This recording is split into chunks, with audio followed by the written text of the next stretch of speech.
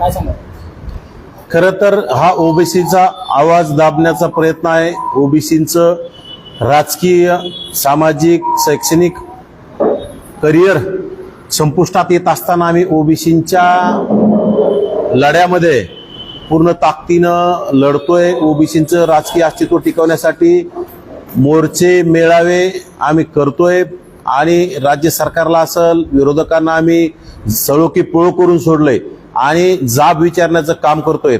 खरं तर आम्ही काही चुकीचं बोलत नाही. ज्या लोकांना आरक्षण देताच येत नाही ह्या लोकांना आरक्षण दिलंय आणि ह्या लोकांना आरक्षण दिल्यामुळे ज्या ओबीसींचं 18 पगड जातीतील 12 बलुतेदार, 18 अलुतेदार त्या ओबीसी समाजाचं जर नुकसान होत असेल तर आम्ही शांत बसणार नाही. हे आम्ही वेळोवेळी सांगितलंय, दाखवून दिलंय.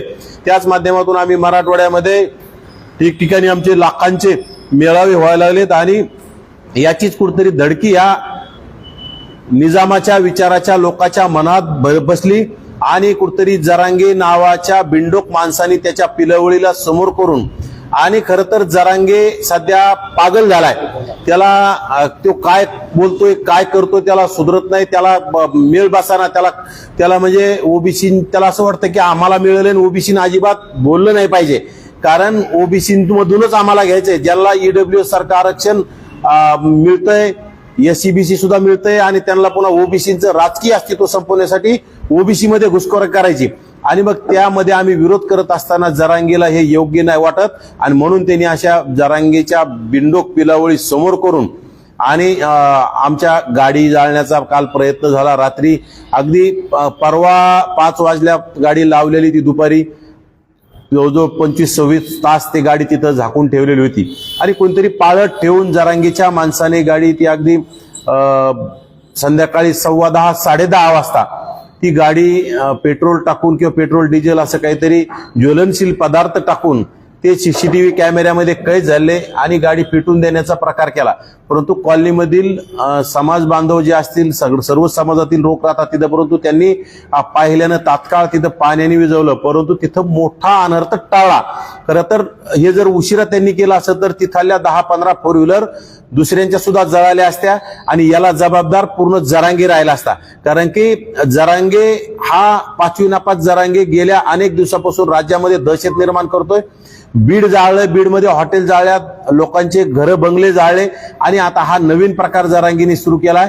परंतु झुंडशाहीने आरक्षण मिळत नसतं, गुंडगिरी आणि दादागिरी केल्याने आरक्षण मिळत नसतं. तुम्हाला डॉक्टर बाबासाहेब आंबेडकरांचे विचार आत्मसात करावे लागतील. तुम्हाला डॉक्टर बाबासाहेब आंबेडकरांचं संविधान मान्य करावं लागेल. तुम्हाला आरक्षण पाहिजे डॉक्टर बाबासाहेब आंबेडकरांच्या संविधानातून आणि तुम्हाला बाबासाहेबांचा फोटो ठेवायला लाज वाटते आणि तुम्ही पुन्हा निजामाच्या हैदराबाद गॅजेट लागू करा म्हणताय. आम्ही खरं बोललो, आम्ही काय बोललो की आज हा देश आणि हे राज्य संविधानावर चालतं.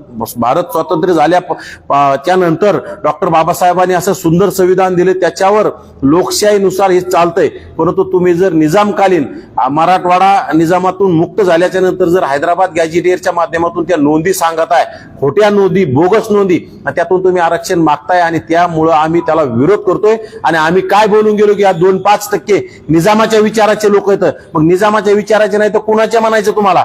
तुम्ही जर हैदराबाद गॅजेटियर निजामाच्या संविधानातून तुम्ही जर आरक्षण मागत असाल तर निजामाच्या विचाराचे म्हणावं लागेल ना तुम्हाला. आणि एकतर आता ह्या लोकांना छत्रपती शिवरायांचे वंशज किंवा छत्रपती शिवरायांचे वारस असं म्हणता येणार नाही, कारण की छत्रपती शिवरायांनी कधीही पाठीमागून कुणावर हल्ले केले नाहीत. हे पाठीमागून हल्ले करण्याचं काम करतात. यांच्याकडे मुद्दा नाही राहिला की हे गुद्द्यावर येतात. परंतु आता ओबीसी सुद्धा जागा झालाय, ओबीसी पेटलेला आहे. ओबीसी सुद्धा आता तुम्हाला जशाच तसं उत्तर द्यायला तयार आहे. आणि नवनाथ वाघमारेची गाडी जाळल्याने काही फरक पडत नाही. आम्ही दुसरी गाडी घेऊ. आम्ही काही भिकारचोट नाहीत. आम्हाला शेती, आम्ही कष्ट करणारे लोक आहोत. जरांगे सारखे भिकारचोट आवलात नाही आमची. आमच्या बापदाद्यात आम्ही कष्टाने घामाने आम्ही शेती आमची, त्याच्यातून आम्ही पुन्हा गाडी घेऊ. तुम्ही अशा गाड्या जळून आम्हाला भीती निर्माण करण्याचं काम करू नका. गाडी जाळली तर आम्ही दुसरी गाडी आणू, पुन्हा फिरू. परंतु ओबीसीचा आवाज, ओबीसीचं आरक्षण टिकवण्यासाठीचा लढा आम्ही बंद करणार नाहीत.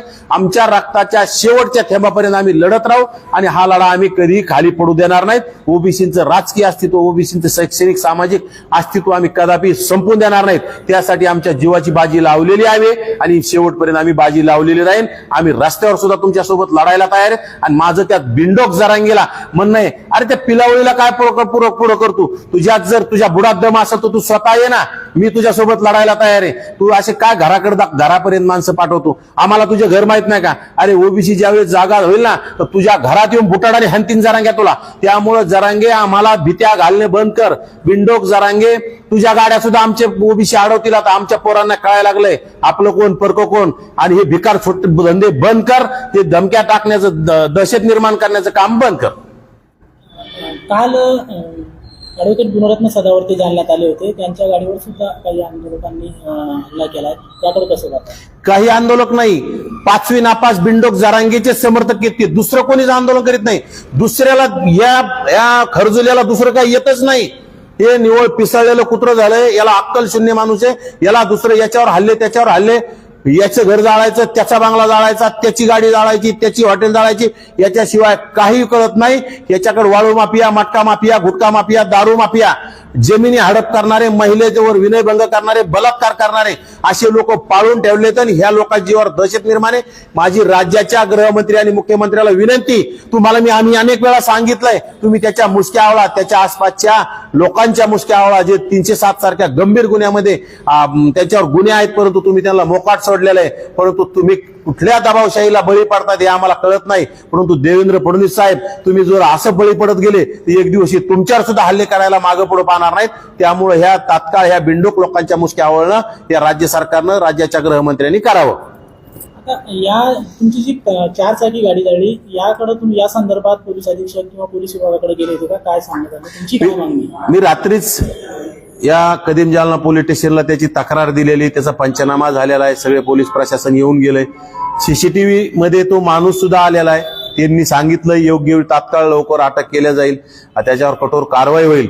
परंतु आता नक्कीच आमच्या राज्यभरातून ओबीसी समर्थकांची सुद्धा मागणी सुरू झाली की तो कोण समाज कंटक आहे, जो माथे फिरू आहे. आणि मी तर म्हणतो ती खरं तर तिथं निजामाचीच पैदास आहे. अशा बिंडोक लोकांना, पाठीमागून वार करणाऱ्या लोकांना कठोरात कठोर शिक्षा झाली पाहिजे. त्यासाठी आमचे ओबीसी बांधव आता एकवटलेत आणि ती मागणी करतात. ती राज्य सरकारने ती मागणीची पूर्तता करावी आणि त्याला तात्काळ अटक करावं आणि कठोर शासन करावं. येणाऱ्या काळात मीच काय, अनेक ओबीसी नेते असतील, वेगवेगळ्या माध्यमातून सामाजिक चळवळीत काम करणाऱ्या लोकांना असं टार्गेट करून हल्ले करण्याचं जे लोक काम करतील त्यांच्यावर कारवाया झाल्या पाहिजेत. आता तुम्ही ओबीसी समाजाला काय आवाहन करणार, जी तुमच्यासोबत ही घटना घडली, आता ओबीसी समाज ठिकठिकाणी काय भूमिका घेणार किंवा तुमची काय मार्गदर्शन असणार ओबीसी समाज बांधव? हे बघा, ओबीसींना आवाहन करण्याची गरज नाही. ओबीसी जागा झालेला आहे. ओबीसींना कळतं आता रस्त्यावर उतरायचं, काय करायचं काय नाही. कारण ओबीसीला सांगायची गरज नाही. गेल्या 15 दिवसापासून आम्ही मोर्चे मेळाव्याच्या माध्यमातून लाखो ओबीसी आता रस्त्यावर यायलेत. कारण की ओबीसींना कळतंय आपलं अस्तित्व संपवलं जातं, आपल्याला टार्गेट केलं जातंय. त्यामुळे ओबीसीनं ठरवलंय आता जशाच तसं उत्तर द्यायचं, करूया मरोची लढाई आता. कारण की ओबीसींच्या पाठीत जर कोणी खंजीर खुपसत असेल तर रस्त्यावर उतरावं लागतं. आणि ओबीसीचा आवाज कोणी जर बनत असेल आणि ओबीसीचा आवाज बनून जर ओबीसींच्या लढ्यामध्ये पुढे समोर येत असेल आणि ओबीसींचं अस्तित्व टिकवण्यासाठी लढत असेल, त्याच्यावर जर हल्ले होत असेल तर ओबीसी बांधवांना कळतंय काय करायचं आणि काय नाही. मला सांगायची गरज नाही.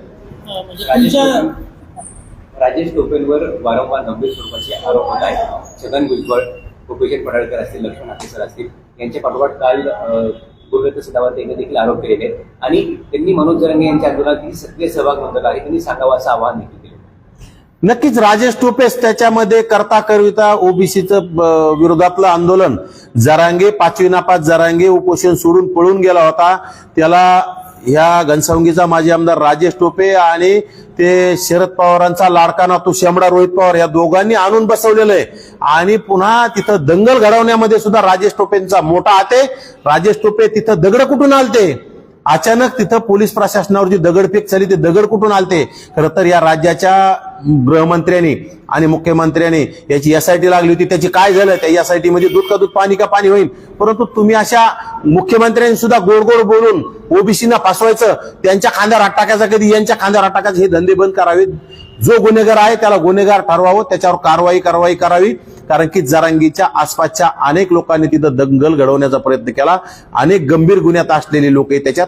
त्यांनी यापूर्वी बलात्कारासारखे, विनयभंगाची, जमिनी हडप करण्याच्या, हे सगळे वाळू माफिया ह्या लोकांनी तिथं दगडांचा साठा सगळे, आणि पोलीस प्रशासनातले 100 पेक्षा जास्त अधिकारी, महिला अधिकारी, कर्मचारी यांच्यावरती हल्ला झाला. त्यामुळं हा हल्ला म्हणजे राज्य सरकारवर, राज्याच्या संविधानावर झालेला आहे. त्यामुळं मुख्यमंत्र्यांनी याच्यात विशेष लक्ष घालून ती एसआयटी लावली होती, पण ती थांबवण्यात आली. ती तात्काळ लावावी आणि ह्या लोकांच्या मुसक्या आवळाव्यात. आणि खरं तर राजेश टोपेची चौकशी केली पाहिजे एसआयटी मार्फत, कारण की राजेश टोपे, रोहित पवारांची चौकशी केली पाहिजे, त्यांच्यावर कारवाई झाली पाहिजे.